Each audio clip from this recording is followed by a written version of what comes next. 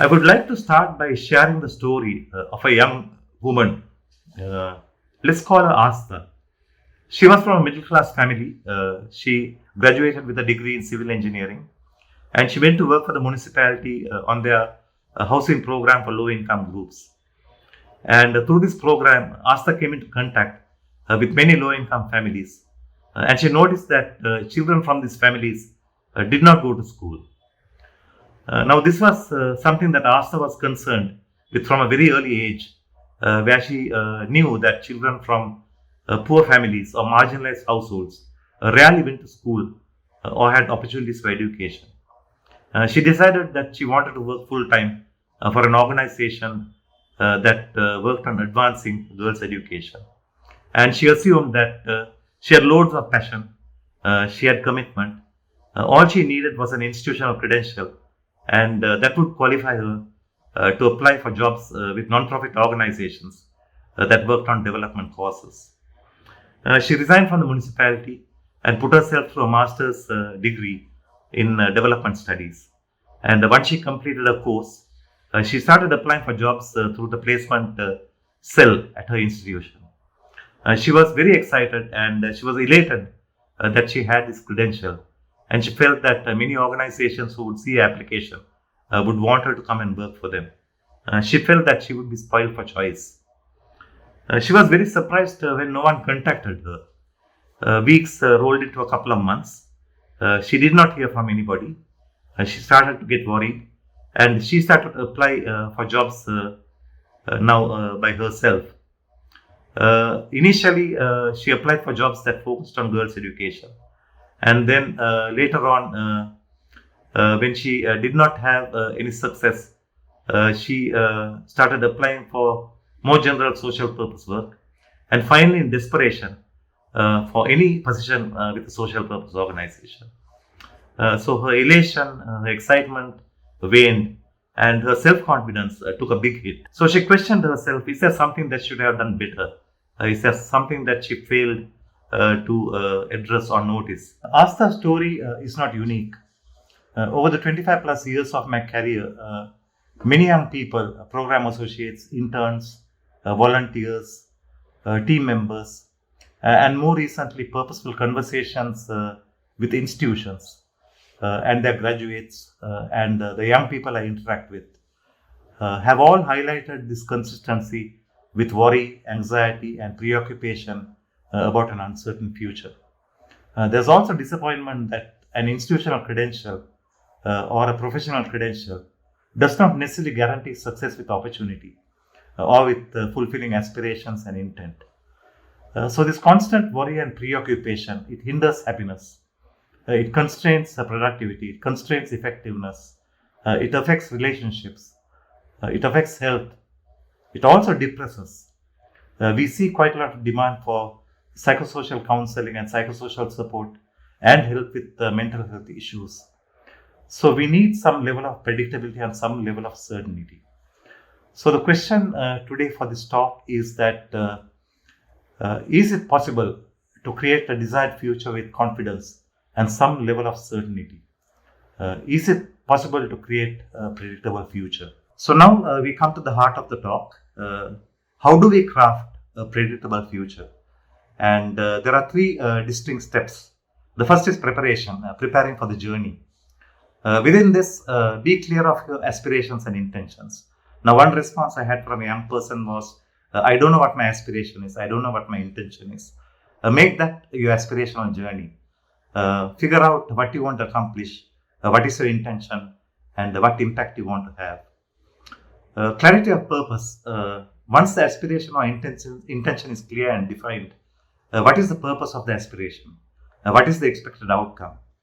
And an aspiration can have more than one component or element which must be achieved. For example, let us say a group of young people want to deliver on a life-changing TEDx event. And they must complete the concept, they must structure the event, identify the speakers, agree on the ideas, market the event. And there are so many other related tasks and responsibilities. And each of these components has its own goal and its own set of activities to be completed. And all of these will contribute to the successful delivery of the TEDx event as expected. The next is to inventory your capabilities. You need to assess what capabilities you have that are available for you to undertake your aspirational journey. Now, your capabilities are the sum of your academic and professional skills, your value proposition and what you can accomplish, your lived experience, your relationships and how they can be leveraged, your digital presence, your curiosity, your sense of awe and your sense of wonder at the world.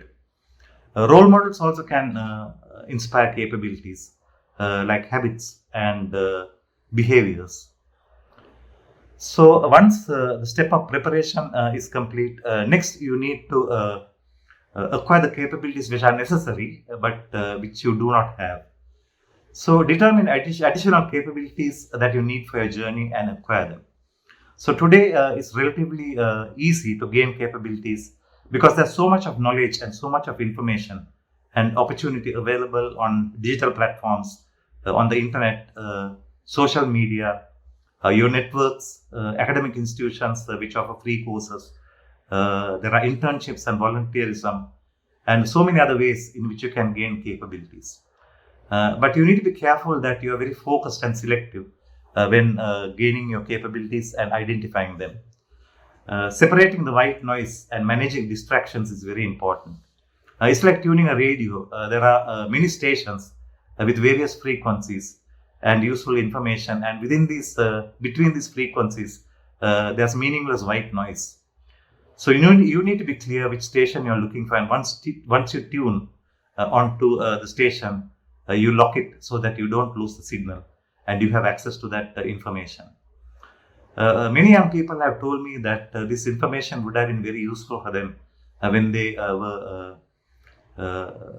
were selecting academic courses and electives for their higher studies, and they have told me that this would have been useful to align the courses and the studies that they select to make sure that they align with what their aspiration is and what they want to accomplish in their journey. Now we come to the third and most important, exciting and interesting step in crafting a predictable future, and this is creating opportunity. Opportunities are like stepping stones to fulfill aspirations. They are the windows through which the world can see who you are, and there are possibilities to fulfill your calling, to bring about change and to accomplish what you want to be known for. Opportunities are also where you can build a following for what you believe in. And through this TED Talk, we have seen these amazing speakers use their circumstances to develop a cause, to share their ideas, and to build movements to bring about change and tangible impact. Actively seek opportunities or create them to deploy your capabilities.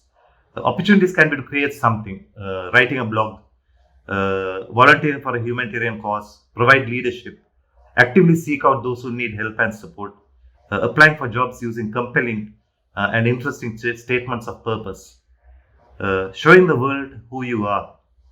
In the words of the author Sally Hogshead, you need to fascinate. Let's not talk about who we were, let's talk about who we could be.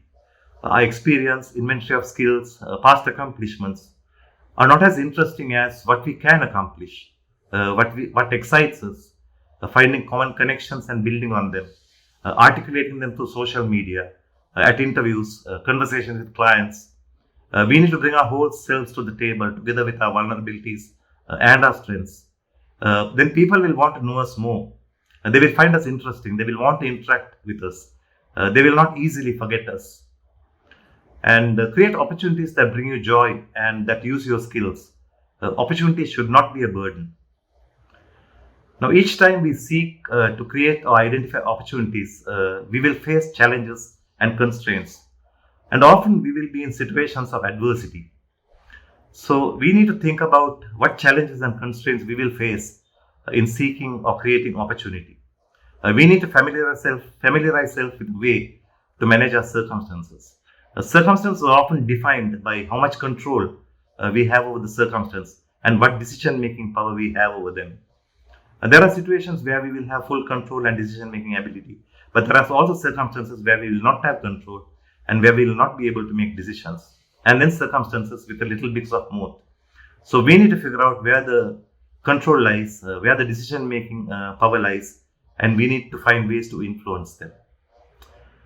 In storytelling, this is where the hero is climbing the peak towards his aspiration. And this is where he seeks the support of a mentor. He seeks help, a wise guide, a relevant counsel, or strength through friends and collaboration. And many have mentioned that despite repeated attempts, nothing has worked. Try to understand and gain insight into why attempts have failed. Fail fast and learn from them. We all know the saying, doing the same thing each time and expecting a different result is not practical or realistic. Now I come to my closing. Now, how many of you are wondering whatever happened to Astha? We left her worried and anxious. And in her hero's journey, she found a mentor. She revisited her failures, learned from them, and revisited her statement of purpose. She applied for jobs and could say no to 2 organizations. And despite having no experience, she was hired by an international organization with a presence in over 62 countries as a development advisor, a position that they created for her. So she was able to create a predictable future for herself. Now, I hope what I have shared through my talk makes sense. It might seem difficult and complicated, but after a few times, it will become a habit. This is not a formula. It's not a magic bullet, nor is it a self-help prescription. And this is also not a straight line of predictability. There are many twists, many turns, the unexpected, and sometimes pleasant surprises. In the conversations that I've had, all the iterations had the consistency of these 3 steps: preparation, acquiring capabilities, and seeking opportunity. So now, as takeaways to this talk, I would like to emphasize that we are in times of uncertainty. Anxiety and worry are constant preoccupations. The world will not be kind to us. So some level of predictability and some level of certainty is necessary for us to be effective. Take stock of your capabilities. Be curious. Have a sense of wonder at the world. Acquire the capabilities that you need. Seek and create opportunities. Seek those which give us joy and what we are skilled at. Identify challenges and constraints. Figure out a way to manage your circumstances. And the most important thing is to know when you have arrived or you have been successful.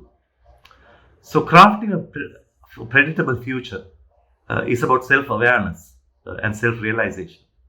And self-awareness is knowing how the world sees us and what impact we have on it. Thank you for listening.